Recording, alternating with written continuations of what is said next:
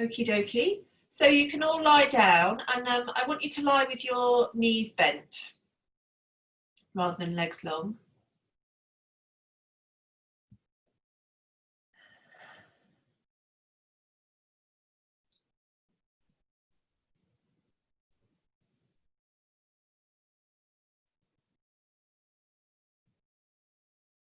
Good. So take a couple of deeper than usual breaths so that you feel the breath moving into the body. And as you breathe out, you've got more of an opportunity to rest into the ground.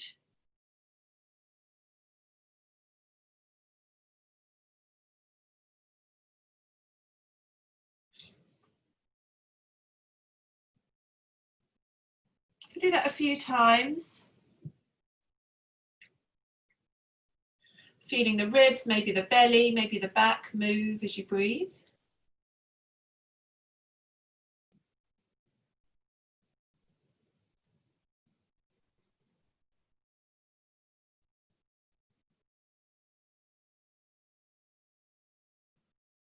And do what you can to soften across your forehead, around your eyes, cheeks, lips, jaw.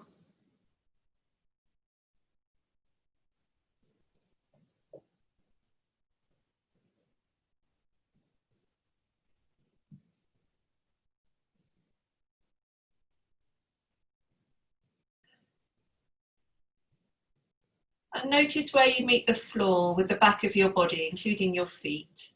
And in terms of your feet, position your legs in a way that it feels easy for the weight to drop through the feet or back into the pelvis. And that might mean having your feet a bit wider and maybe your knees drop towards each other. Or you might be comfortable with your knees apart.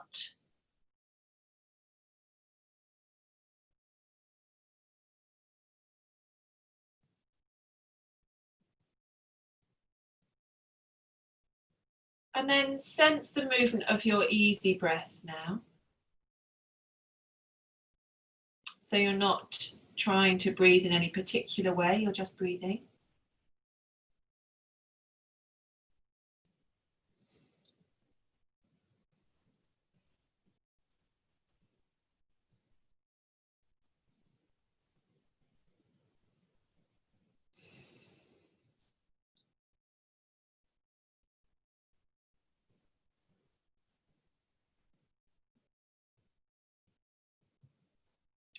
And then bring your hands to rest on your chest and your belly. So somewhere where your elbows are on the floor. Sit. Let the hands really settle, almost like the contact of the hand is merging with the body.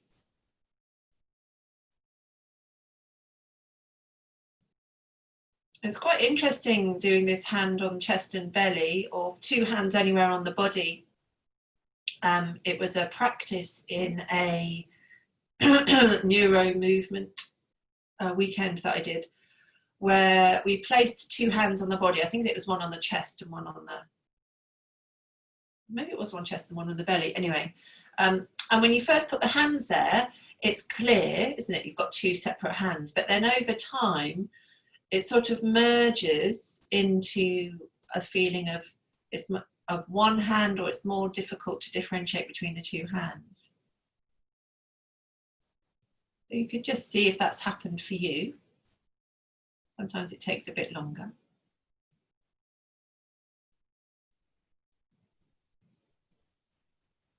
Like the information from the two hands gets joined together rather than being two separate pieces of information. And then notice what you feel underneath these hands, what you feel in the belly, what you feel in the chest. And also notice what's happening with the space between the hands. Does it grow a little bit as you breathe in and decrease a little bit as you breathe out?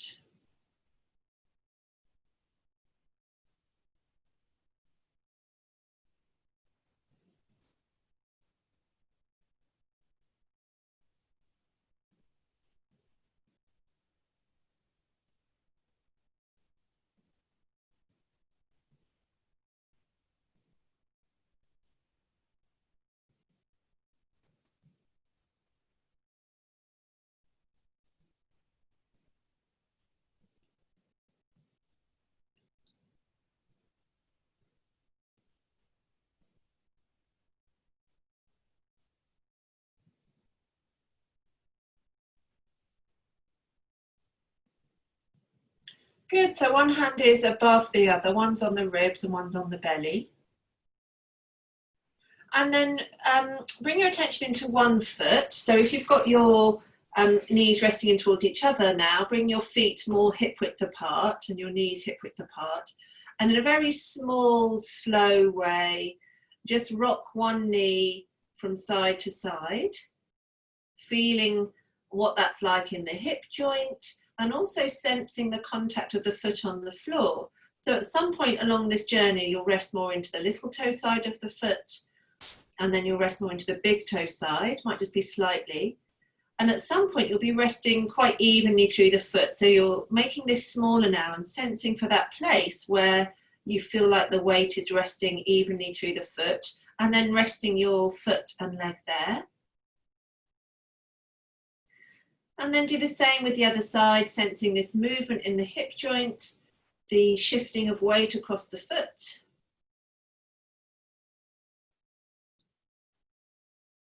If it feels tight or sticky, bumpy in the hip joint, you could creep your foot a bit further away.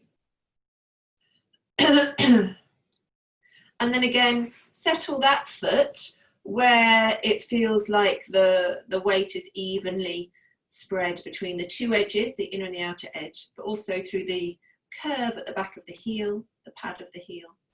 And then keeping your hands where they are, as you exhale, you're going to press the feet a little bit and exaggerate this movement of the hands moving towards each other, because the belly will drop back towards the spine more and the back will lengthen. And as you inhale, unpress the feet, and you can encourage the pelvis to tilt the other way, so you're rolling more towards your tailbone. As you exhale, you ground through the feet. See if you can encourage the breastbone and the front ribs to soften. And as you inhale, you ease off. And if you stay really undone through the neck and the shoulders, you might notice that the head gets pushed a little bit up and down. So you roll more towards the crown, perhaps, as you're pressing through the feet. And then the chin gets drawn towards the chest as your spine arches away from the floor. Maybe. So you're sensing not only can the lower back and the belly respond, but maybe also the front ribs, the breastbone, and the upper back.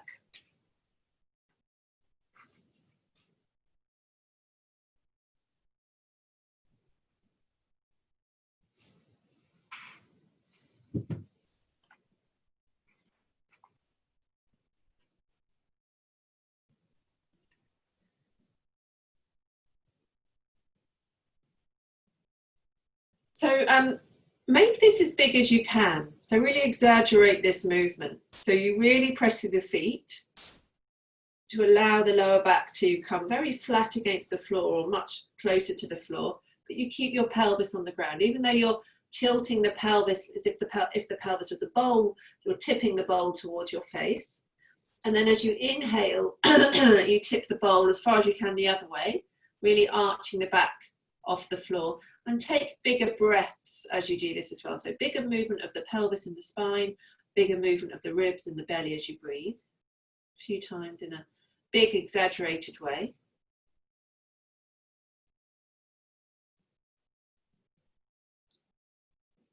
And then reduce your effort considerably. So you're doing it like 10% of what you were doing. Really small.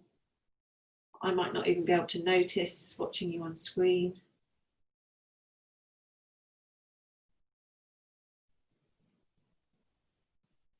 Still a sense that the whole of the spine from the tailbone to the head is involved.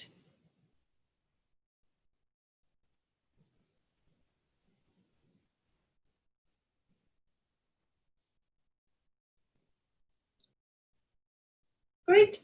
And then just settle somewhere that feels quite neutral, somewhere in the middle.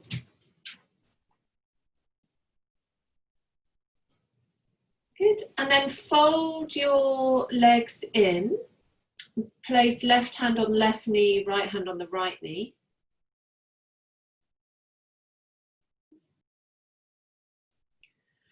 And still staying in tune with your breath, as you inhale, straighten your arms, your knees move away from you. And as you exhale, fold the knees in. So, try and time the movement of your legs in with the length of your inhalation and exhalation. And notice the change in contact with the floor and the back of the body.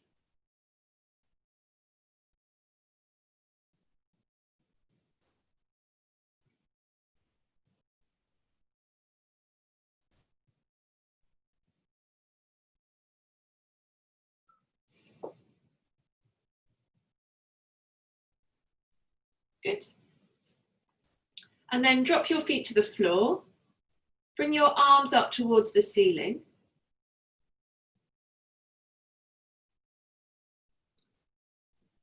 And feel the shoulder blades heavy on the ground. And then you're going to do a little bit of reaching and dropping with the arm. So do one arm at a time. Let's all start with the right arm. So you reach the right arm up towards the ceiling, and then feel that shoulder blade land heavy on the floor. So you're sensing the mobilization of the shoulder blade, so that it can slide around the ribs, rotate a little bit, and the changing effort in the shoulder. Yeah, so at some point there's quite a lot of effort because you're lifting the shoulder away from gravity, and then you're going with gravity as much as you can. Maybe the shoulder feels a bit heavier than usual. So carry on doing this, but change the angle that you're reaching. So you might reach slightly out to the side or slightly in towards the middle, or maybe you go at a diagonal.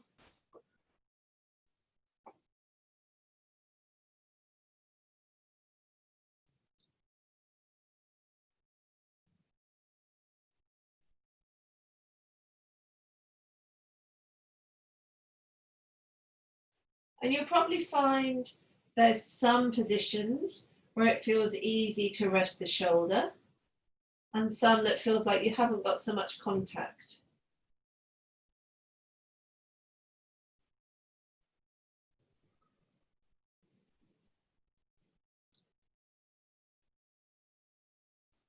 Okay, good. Rest that arm down. Actually, rest both your arms down.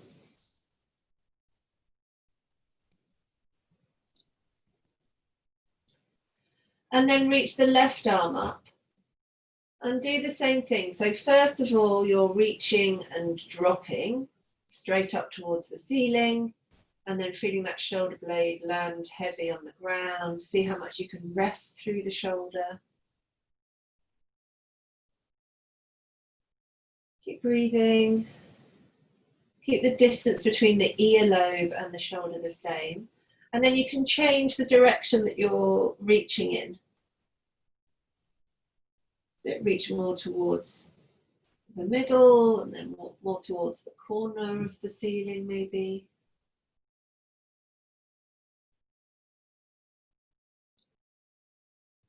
So all of these different positions requires a different rotation inside the shoulder joint, different configuration of muscle and bone.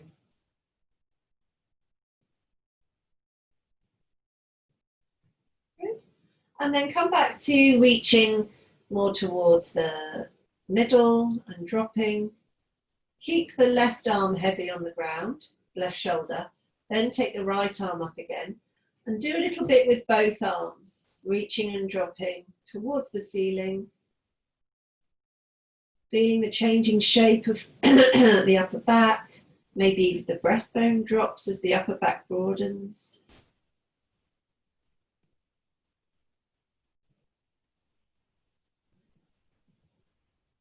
Good. And then interlace your fingers and bring your hands behind your head and your elbows towards each other. So elbows up towards the ceiling. And then support the head with your hands, but bring the chin towards the chest, and think about bringing the ribs towards the pelvis. So head, ribs towards the pelvis, and also the pelvis towards the head. and then rest the head back down. So it's the same movement you've been doing of the tilting of the pelvic bowl towards you and then bringing it back down towards the facing away from you.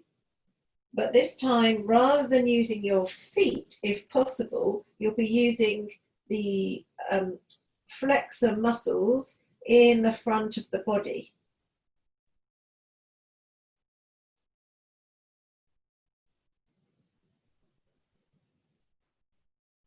So you're supporting the head so you don't strain the neck. And you're seeing if you can sense there's a relationship between what's happening in the shortening and the effort in the front of the body and a feeling of lengthening through the back of your body and a change in contact with the floor.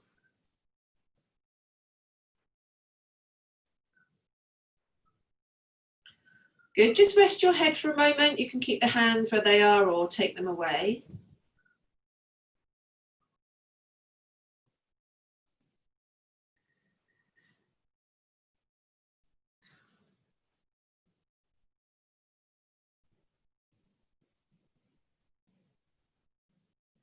And then we're going to come back to this, but before you place your head back down, so you're going to lift your head and tilt your pelvis, so shortening in the front. But then you're going to bring the diagonally opposite elbow and knee towards each other. So you've still got your elbows coming towards each other, and then you're going to turn so that your left elbow will come towards your left knee, and pick your left foot off the floor, bring your left knee towards your right elbow. That's it. Don't know if I said that as a diagonal. Left knee, right elbow, or right elbow, left knee. Yeah, good.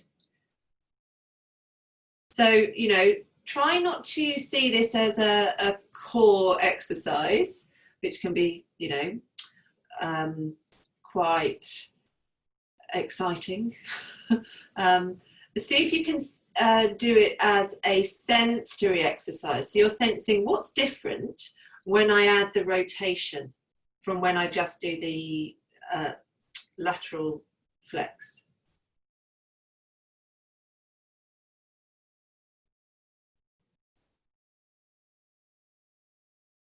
Bring your head back down to the floor between each side, good.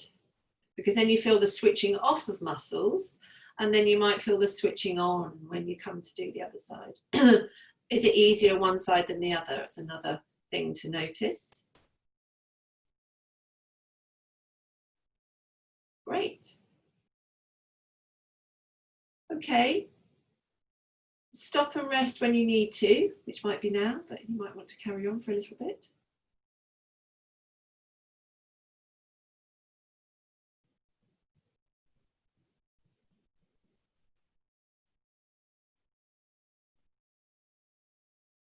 Good. Okay, and then we'll all stop and rest.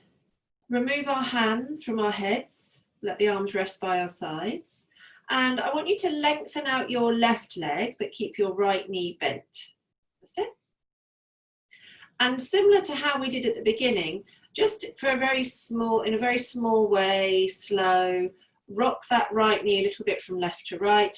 You might find that you want to take the right foot a bit further away or out to the side, so that it feels like there's a point where the weight rests really easily through the inner and the outer edges of that foot, as well as the heel. And then settle that foot in that place where the knee is upright and you've got the weight shared across the foot. And then just wobble your left leg around to make sure you've let go of that leg. You want that left leg to be really heavy and relaxed. Good. And then staying as undone as you can everywhere, apart from the right leg that you're working through, you're going to ground through the right foot, send the right knee away from you. Feel a sense that the right side of the back of your pelvis lightens its contact with the floor, but you rest more heavily through the left. So you press through the right foot, that's it. And you're looking for this feeling of weight shifting over to the left. Like you're pouring the weight into the left as you lighten the contact on the right. The only reason that that wouldn't happen would be if you're also efforting somewhere on the left buttock, groin. Try and stay really heavy through the shoulders and the ribs. So the right knee stays facing the ceiling and you're pressing through the right foot. So if the right knee does move where it is, it's tracking over the midline of your foot. So just tracking away from you, as in towards the wall in front of your feet, and then back. That's it. So you create distance and length between the right knee and the right shoulder. Lovely. And you feel the sense of lengthening through the left, through the right front hip. So the left side of the pelvis stays on the ground. So you might need to undo the effort to keep heavy through the left. Maybe not go so far. So if you find that the left side of your pelvis, buttock, leg is coming lighter on the floor, do less, slow it down, because you're looking to differentiate between efforting on the right, resting through the left.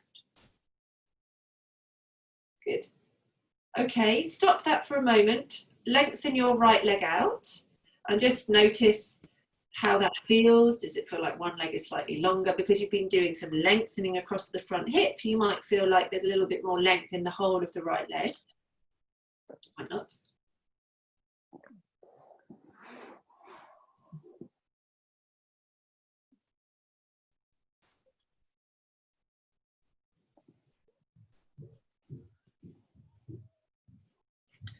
Good, and then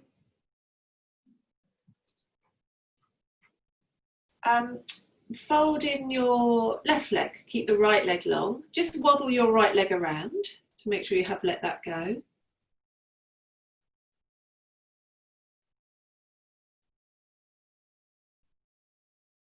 And then let the right leg relax completely. With the left knee, again, just that movement of sending the knee a little bit in towards the midline. You're not going so far that you're having to push against any tightness or brace against gravity. Sensing what the quality of movement is like in this hip joint. Maybe taking the leg further out to the side or further away from you. And also sensing where the weight falls through your foot and looking for that place where you feel like the weight is resting quite evenly through the inner and the outer edges of your left foot and the heel. And then keep your knee in that same position in terms of it's facing the ceiling, and then start to press into your left foot. So your left hip becomes a bit lighter, and then unpress, so your left side of the pelvis rests more heavily on the ground. Stay really heavy in the head and shoulders and ribs.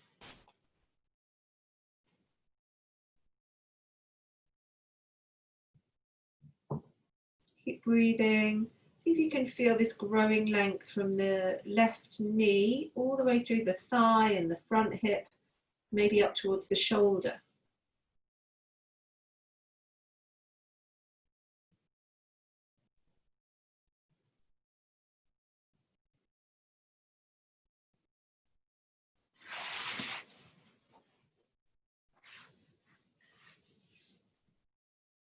That's it, staying really heavy. In fact, the weight gets heavier in the right as you press through the left.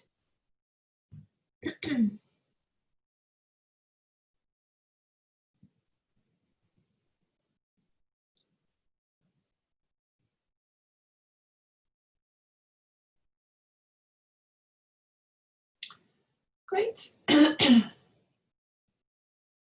then stop, lengthen that leg out.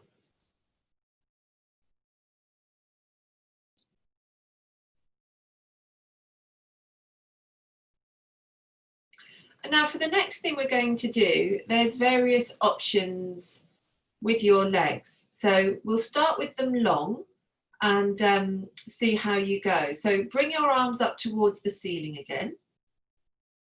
That's it. And then bring your right hand to rest on the floor above your right shoulder with the fingertips pointing either out to the side or down towards your shoulder, which might be hard to work out because it's upside down and rotated and you can't see it. And it might be that it's difficult to get the hand on the floor. You don't have to get the whole hand on the floor. If that's an issue, you could use a block for the heel of the hand.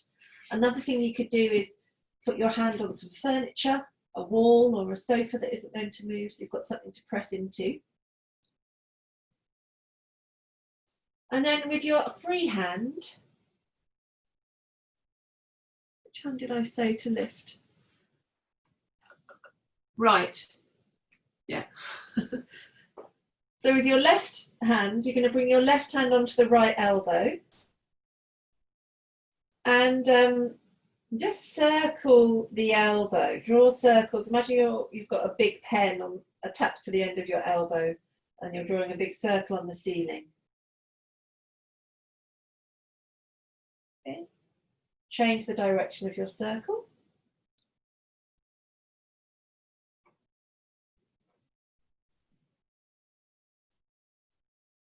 And then in this circle, there'll be a point where the elbow is the furthest away from the floor, as in the closest to the ceiling, and either moving back towards the wall above your head or down towards the wall the other side of your feet.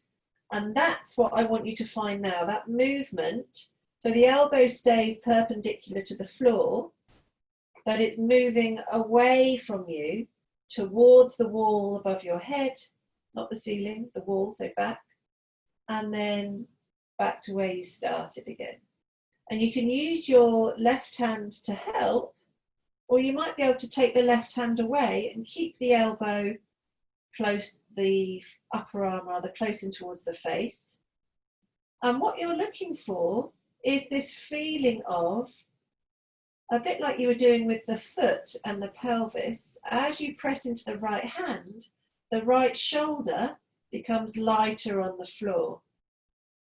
Now, once again, like you did with the foot, it might be that if you change where the hand is, you should take it further out to the side or further away from you or closer towards you, you get a little bit more leverage. So I've just taken it diagonally up to the right and I got a lot more lift there. So you can experiment with where the hand is. But you're staying really heavy and undone through the legs. So I did say, didn't I, there's options with the legs. So one is having the legs long. You could try having the legs bent. Or you could have the knees folded in towards you. And you might find that one of those positions gives you more access to the rotation in the shoulder and the ribs.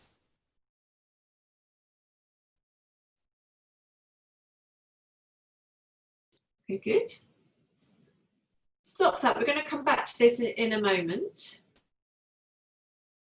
But let that arm come down. And then keep your legs in the position that you've selected and do the same with the other hand. So I think it's your left hand. That's it. Left fingers pointing towards your left shoulder or slightly out to the side, elbow up towards the ceiling. Bring your right hand onto the left elbow and circle.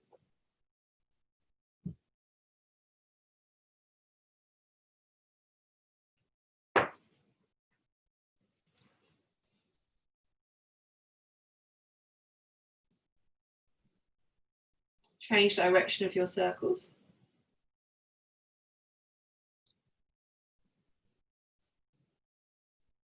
And then find that pathway where the elbow is furthest away from the floor, most perpendicular, and you're sending the elbow towards the wall behind your head and then back again. And you can use your right hand to help the left elbow to move, and notice how the position of the elbow and the pressure through the hand affects the feeling of that shoulder and its contact with the floor. And maybe even the ribs. Maybe you feel the ribs on that side becoming a bit lighter or moving somewhat. And you can either keep the hand there to help, or you could take the right hand away and just use the left arm to find that movement. So you're looking for a feeling of maybe just the sliding of the shoulder blade, but maybe that movement travels more into your ribs and your upper spine. You get this slight rotation.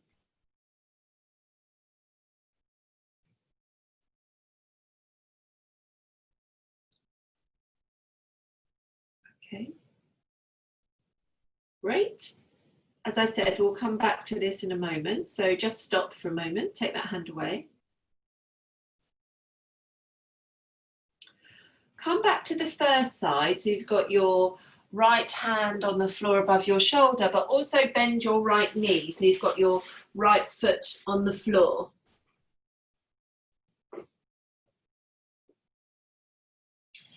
And you can either use your left hand to help or just use your right hand. And you can do exactly the same thing with the hand as you were just doing. So keeping the elbow as pointing towards the ceiling as you can, but bring in the pressing into the foot. So rather than this being a rotation, you're now rolling. It's a roll over onto the left side, and then you undo the effort in the foot and the hand and come back onto your back. So the distance between the elbow and the knee is lengthening as you press. Maybe you feel a slight arch in your upper back. Belly can be soft and round, and then you come back. So you might find there's much more movement now in the upper body because your pelvis and your leg are helping you.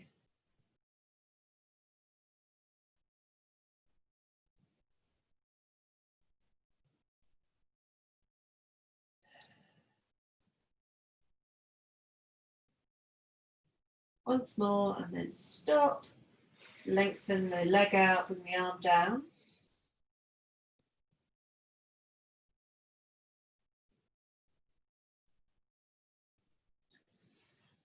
And then try the same on the other side. So you bend your left knee, bring the left fingertips onto the floor, left elbow up towards the ceiling, and synchronize the pressing of the hand and the sending the elbow away with the pressing of the foot and sending the knee away.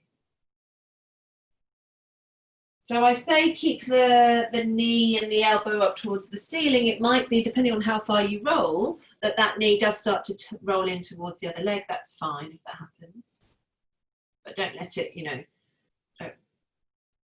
don't consciously bring it over. Good.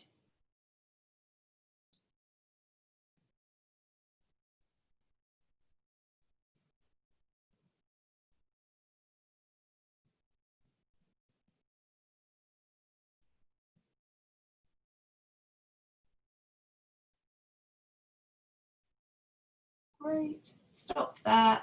Bring the arm down, lengthen the leg out.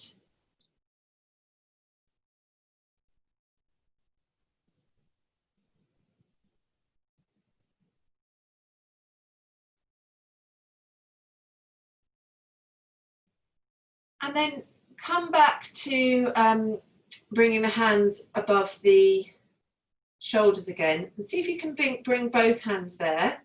And come into whatever position with your legs you found it easier when you were pressing into the hands. We're not going to use the legs to press, but if you want to fold them in, fold them in. If you want to just have the feet on the floor. And you're going to revisit this pressing of one hand, pressing of the other, and just see how that is now.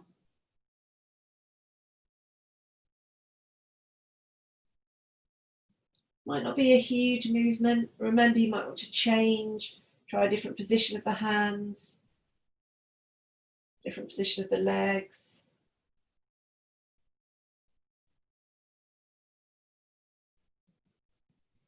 If you've got your feet on the floor, resist the temptation to push with a foot.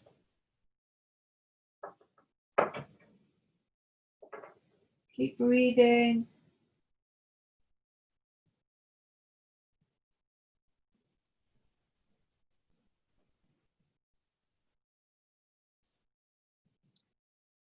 Great. And then stop, pick your feet off the floor and just hug your knees in towards you. If you want, you can have a little rock from left to right.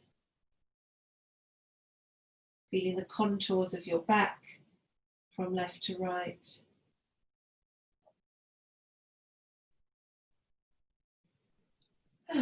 Breathing easy.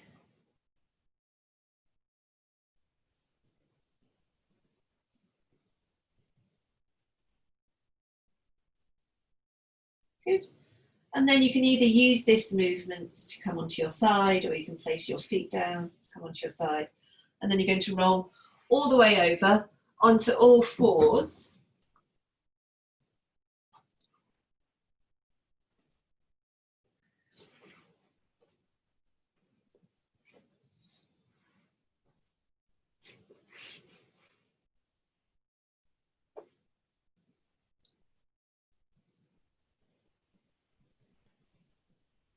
And I want you to start with some mat out in front of you, so you can have your feet more towards the back of your mat.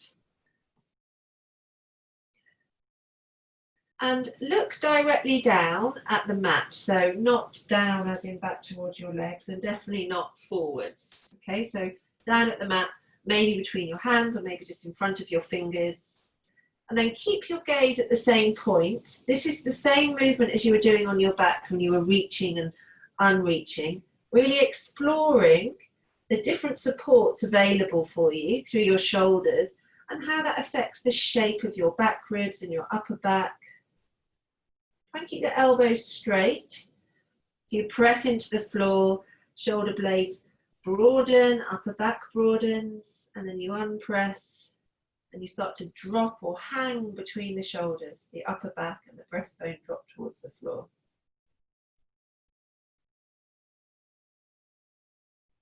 And then see if you can find the middle point of this where you feel like you're not overly pushing into the floor, but also you're not hanging between your shoulders. So you feel very long in your spine and long from the crown of your head to your tailbone.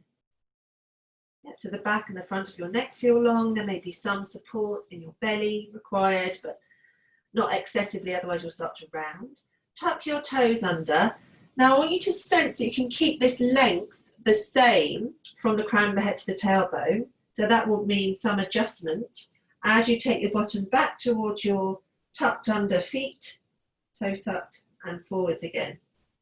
You can do this a few times, keeping the hands where they are.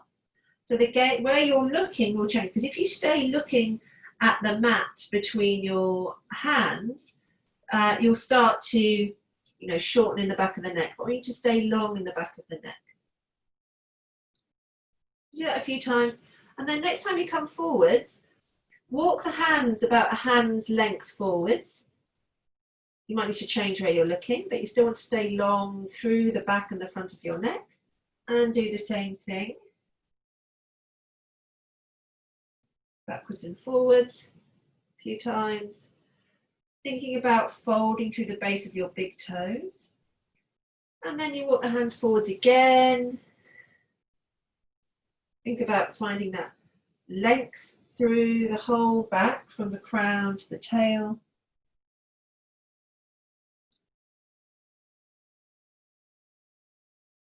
You just go as far back as feels possible for you this morning, depending on your feet, knees, hips, shoulders. And then if you keep going like this, walking the hands forwards, you might get to a point where your head comes to rest, your forehead comes to rest on the ground, your elbows are off the floor, there's some weight resting through the arms, but not much. So it's a bit like you're in a squat dog, the knees on the floor, dog pose. If that's not available, the floor doesn't, your head doesn't come to the floor, and you've taken your hands as far forwards as you can, then grab some cushions so you're resting your head on something.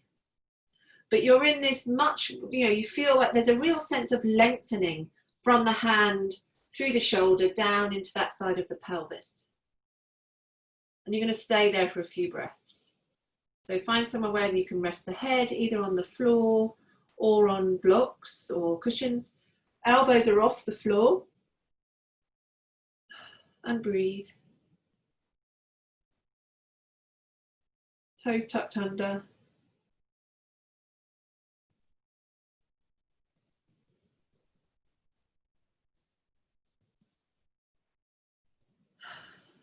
Good.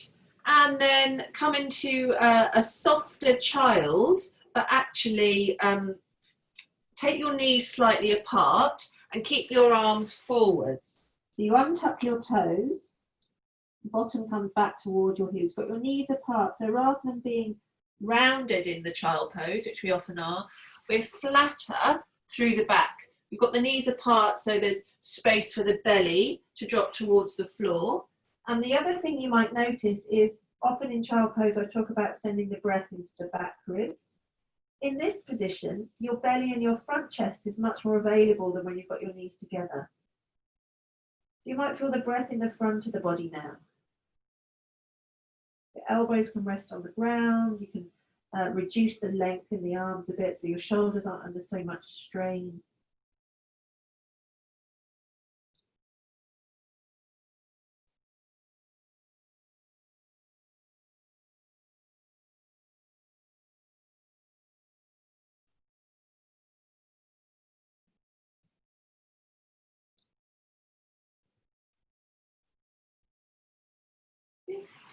And then come back onto all fours, more conventional all fours, like this. Tuck the toes under. This time drop your head. So when you drop your head, you're looking back towards your knees or maybe even between your thighs.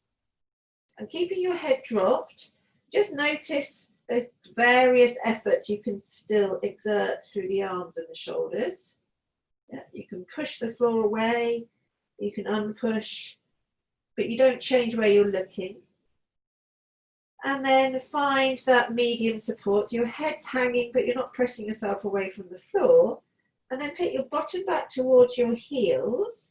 And you're going to use your strong leg muscles to lift the pelvis up and back and try and stay resting through the arms. So you only go so far back as you can. You're going to see, could you stay resting through the arms as you come into dog pose? Come back down, stay resting through the arms, keep your head hanging. And then try that once or twice more. Nice and slow, not rushing through the difficult bits, because that's where we learn. When something's challenging, that's when we often slip into unhelpful habits. And it's probably challenging because we haven't really got a mapping of that movement in our nervous system. So we slow it down, pay attention, and notice what we're doing that we don't need to do. And keep breathing. And then the next time you come into your downward facing dog, stay there for a few breaths. Have your knees bent enough that you can have a sense of the pelvis reaching up and back. Yeah? So there's less weight coming through your arms because you're trying to send the pelvis over the heels. Let your head go. And breathe, rest the weight through the arms and the hands, let the head be heavy, the neck long.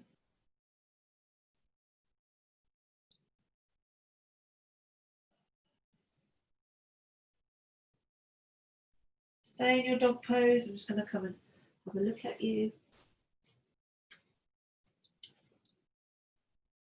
So Lynn, maybe take your hands a bit closer to your feet and bend your knees a bit more. Drop your head. Good. Good. And then when you need to, you can come down and come into our softer, rounder child pose. So if it's comfortable to have your knees together, have your feet, thighs more parallel, and then fold over and either rest your head on the floor or on your fists or on your hands or cushions, but something.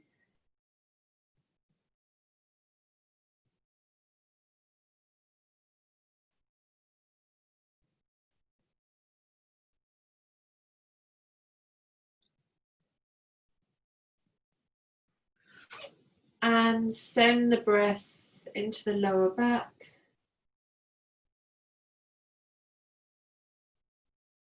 To the back ribs.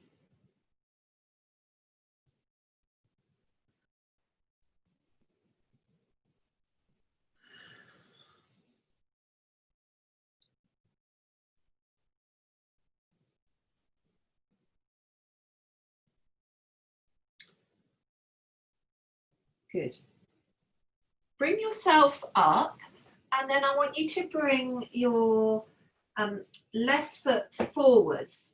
So you've got about the length of your thigh between your right knee and your left foot. So like this position.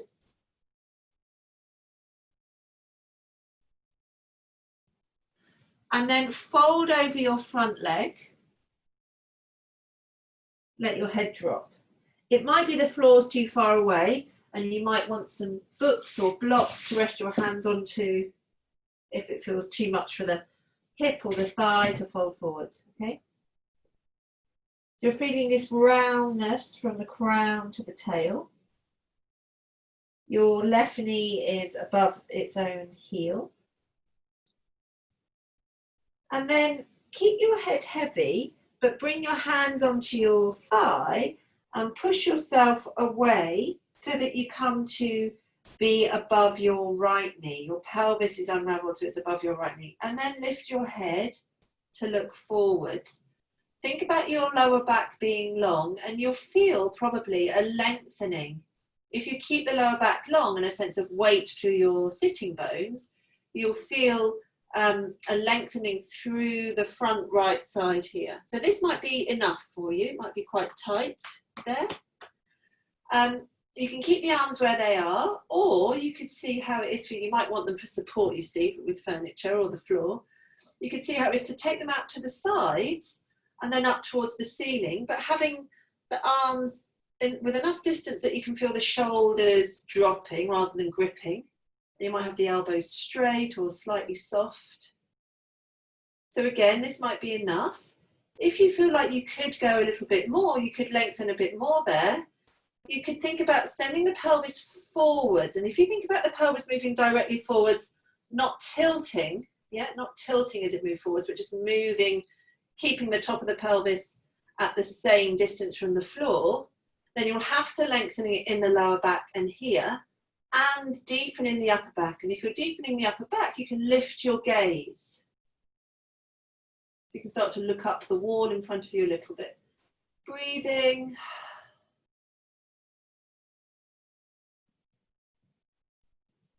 Good. And then when you come down, you send the pelvis back. Fold over your front leg. And you could see, could you tuck the back toes under, rest into your hands, drop your head, push up with the back foot and come into downward facing dog.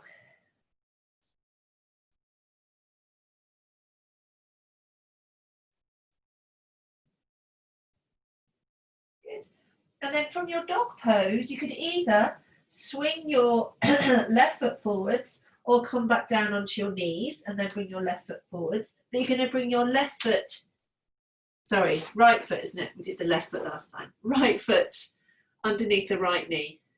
That's it, left knee on the floor. Good. And fold over your front leg, head heavy. Let the head go.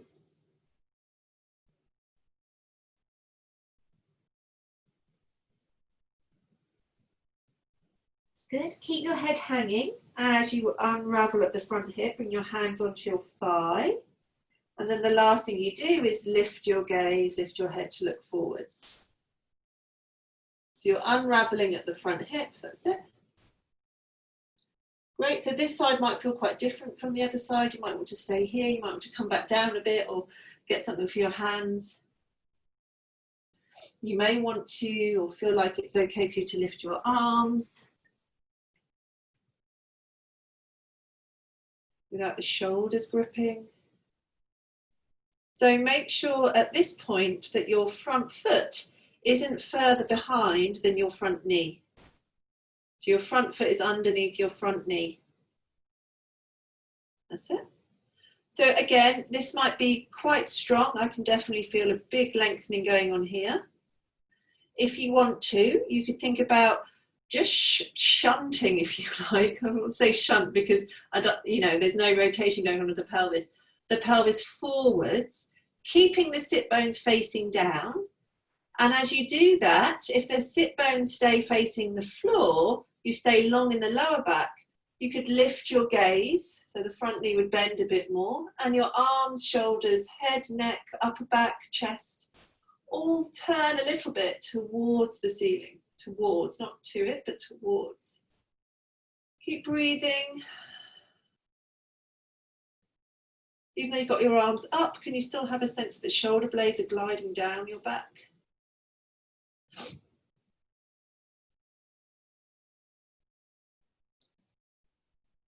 Good, and then as you come out, you fold forward, you send your pelvis back, hands back onto the floor, tuck the back toes if they're not already tucked, and again, step back into downward facing dog.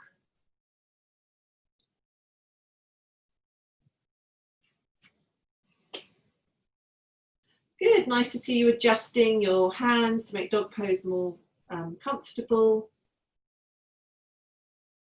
Right, we're going to come to the first side again. So either swing the left foot forwards between the hands or come back down onto your knees and then scoot the left foot forwards. Bring the right knee to the floor. Fold over your front leg again.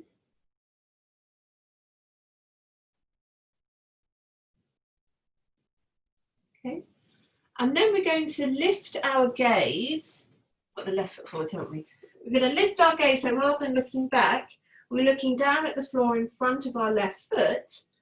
And then see if you had your arms, I think you all had your arms lifted. If you have your arms lifted just now, you could bring your, so you're now supporting the weight of your arms quite a lot because you're directly in conflict with gravity. So your arms are somewhere around your ears, and you're looking down. And this time when we unravel, we unravel the whole of the spine, the shoulders, the ribs, the head, all as one piece as you come up. Good. And then again, you might want to stay here, or you might feel like, yeah, I think I've got the space. I can breathe. I can bend the front knee a bit more, lift the gaze.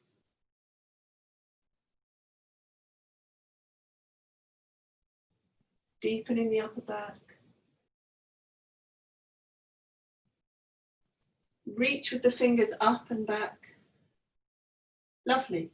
And then fold forwards over your front thigh, hands back onto the floor, tuck the back toes, and again, back into your dog pose. Let the head go. A sense of that length in dog pose from the hands to the pelvis.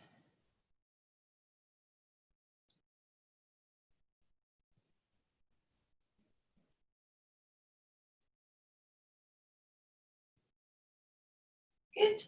And then either step your right foot forwards or bring your knees down and then scoot your right foot forwards. So you've got your right foot now underneath your right knee. Fold it over your front thigh, head heavy.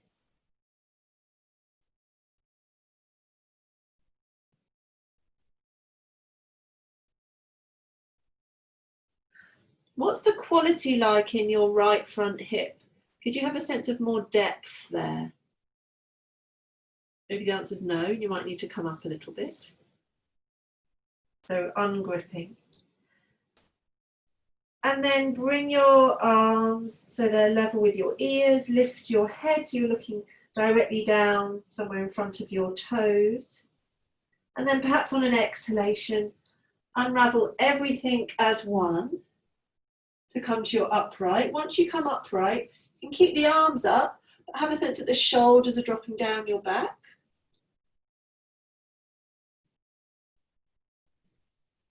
And then again, maybe this is enough for you, you want to come down or stay where you are. Or maybe you could think about bending the front knee, letting the pelvis move forwards as you lift your gaze and reach up and back with the arms. Exhale, think about your upper back deepening.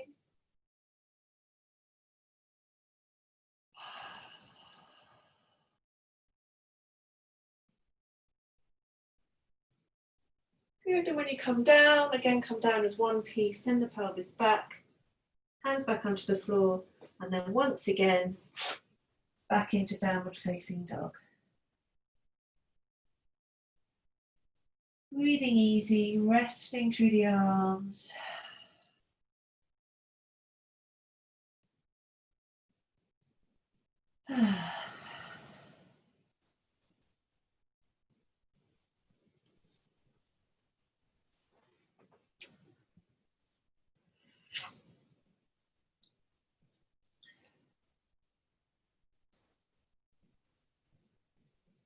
And then come all the way down, back into child pose. So bring your knees to the floor, fold over your thighs, rest the head on something.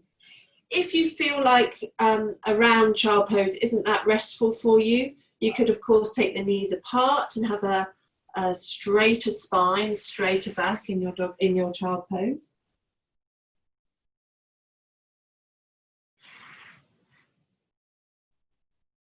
If you are in the round child, bring your hands back along the sides, outside of your legs, so your shoulders can drop towards the ground.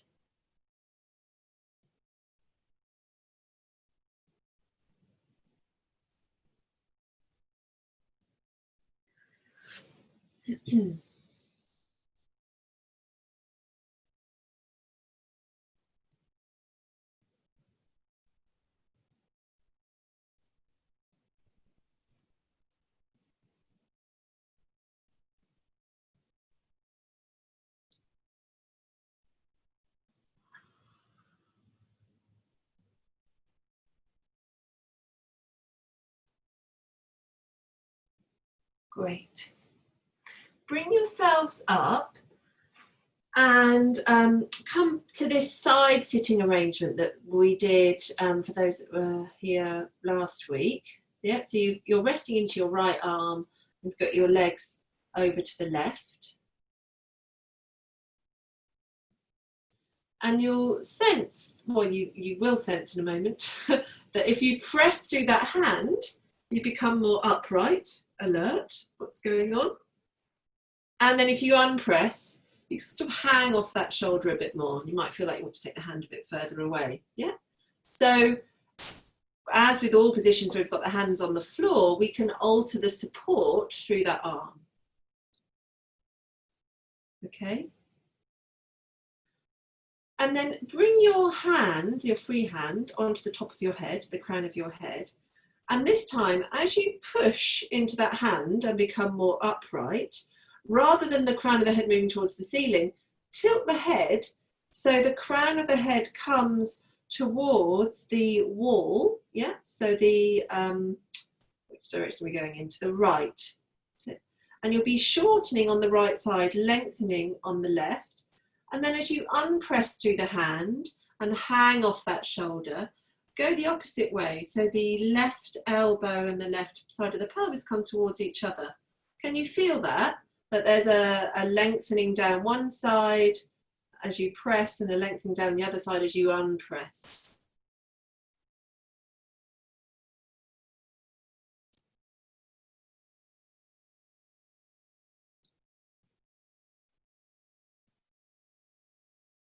Okay, so some of you are going in the opposite direction, which is, you know, another possibility.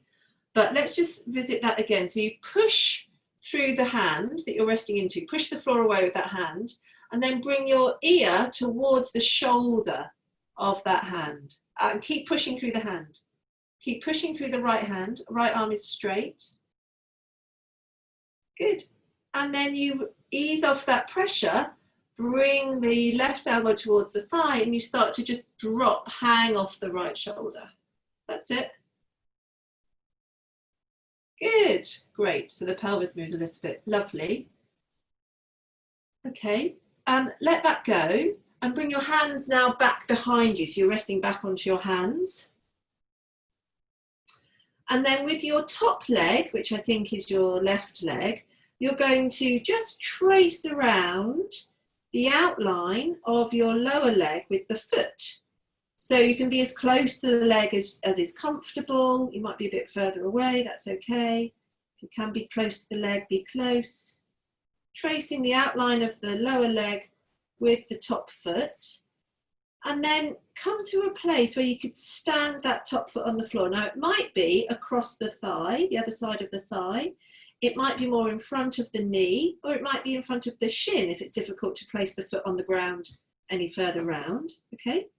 So when you've got to that point, you're going to creep the hands forward so you come more upright and hug that leg in towards you and turn towards your leg, turning towards your thigh, which means you're rotating looking towards the left. You can bring your left hand onto the floor, hugging that leg in towards you. Because you've got your hand on that leg, you can more or less let that thigh relax because you're keeping the leg where it is with the hand. That's it. Breathing as you exhale, maybe you can rest more fully into your seat. And that might give you more freedom through the ribs and spine to turn.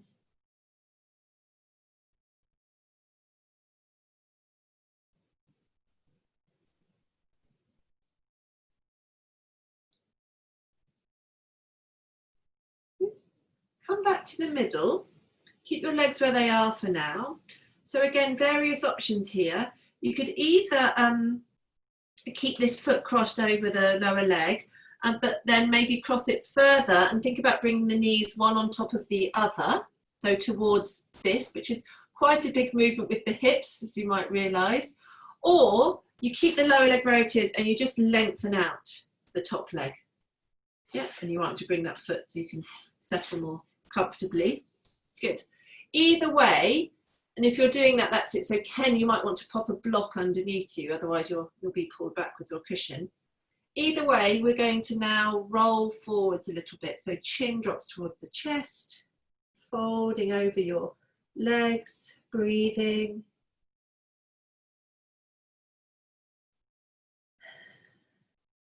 Really let the head go, breastbone drops back.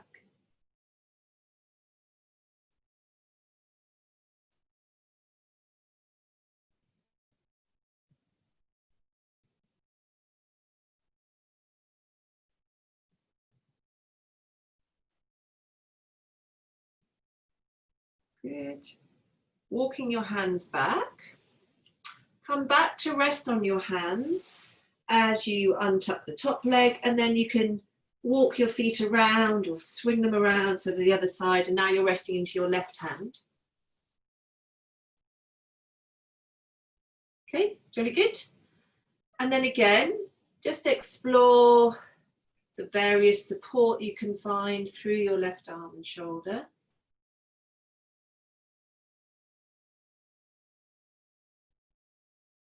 So you keep the elbows straight, Yeah, so the elbow of the arm you're supporting stays straight. You push the floor away and then you unpush, but you keep the elbows straight.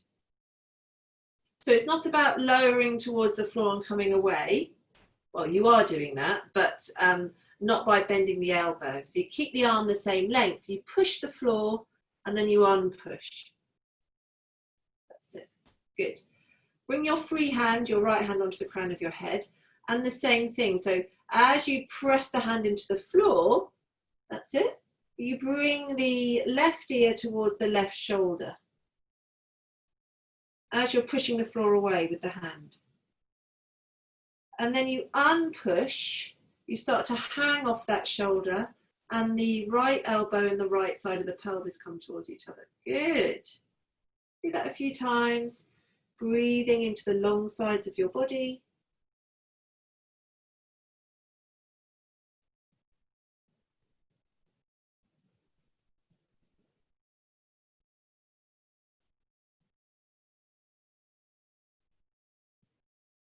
So if adding the head makes it very confusing, you can just leave that and explore the response of pushing and unpushing through the hand.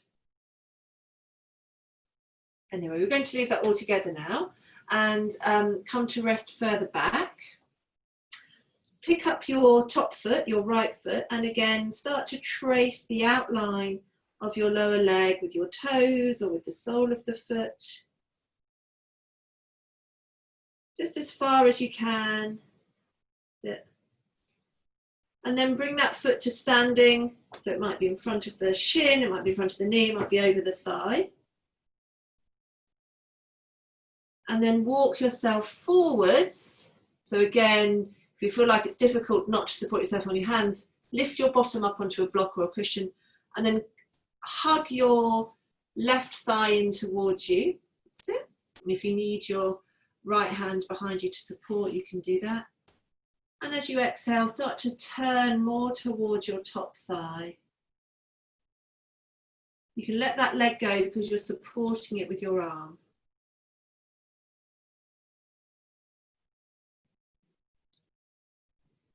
Breathing. As you exhale, try and sit more solidly into your pelvis. That will help you undo any unnecessary lift, any unnecessary extension.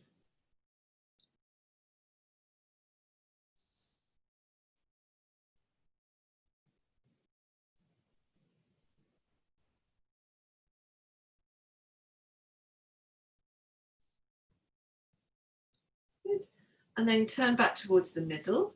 So again, you've got this option. You could either keep the legs crossed and bring the knees more one on top of the other, or keep the lower leg as it is, or maybe bring the knee further out and lengthen out the right leg. Either way, we're going to then fold forwards over the leg. So the chin drops. Walk the hands forwards or just rest into the hands.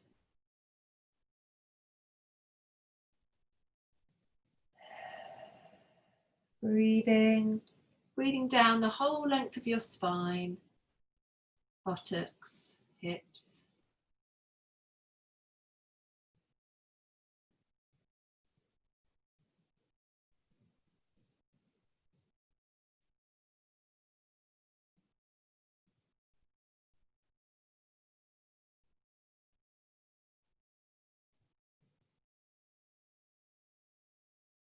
Walking the hands back. And then we're going to come into a sitting position. So because you've had your legs in that turned out position quite a lot, you might want to try sitting cross-legged. You might want a block or a cushion to prop your buttocks up a little bit. If sitting cross-legged is really uncomfortable, you could sit cross-legged for a little bit and then change your position.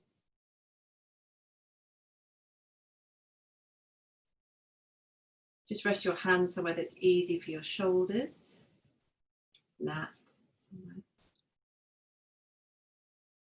And then once again, take a bigger than usual breath in. Feel the increase of space in your ribs and your belly. And as you exhale, sit into your pelvis.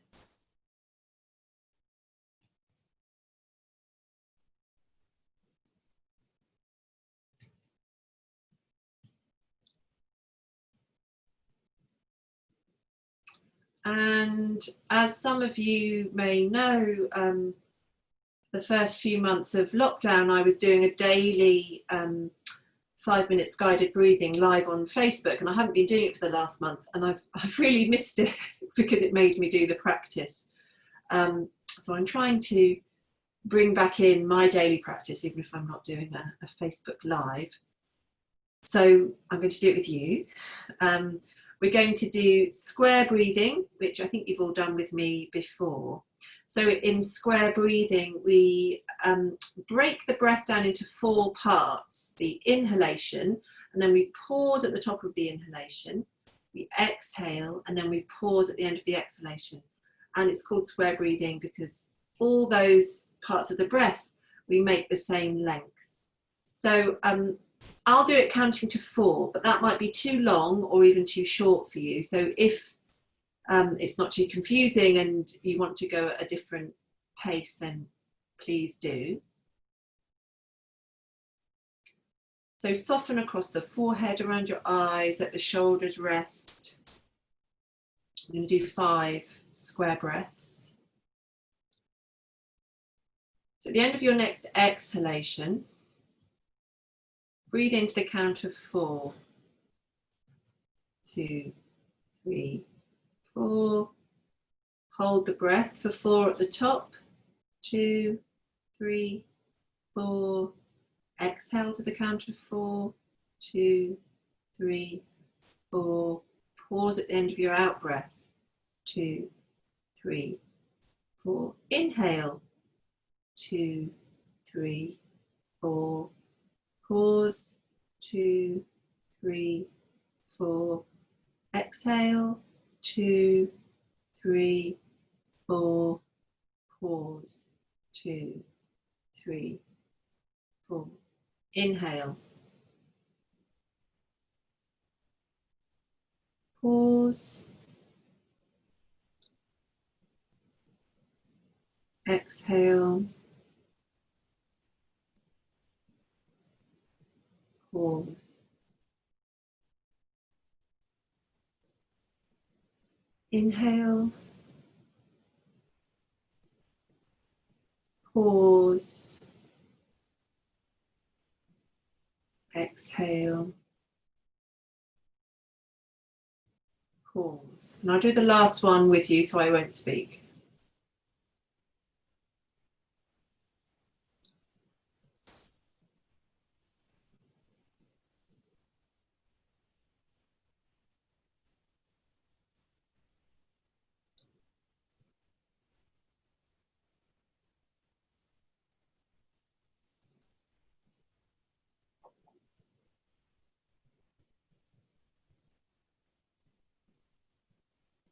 And then enjoy the free movement of your breath after that practice.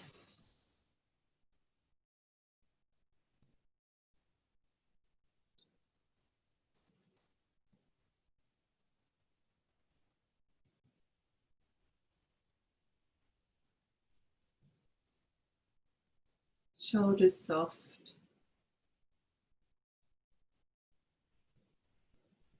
Just see how restful sitting can be. How relaxed can you be sitting? Maybe you want to change the position of your legs.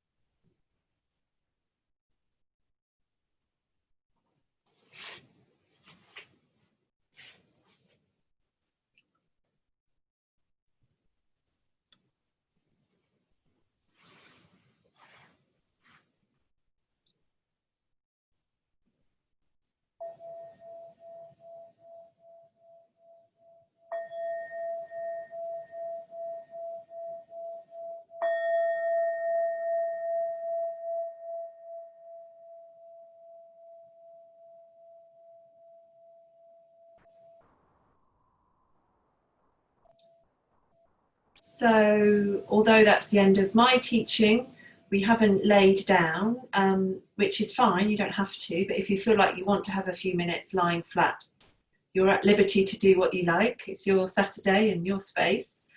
But I will say goodbye and stop the recording.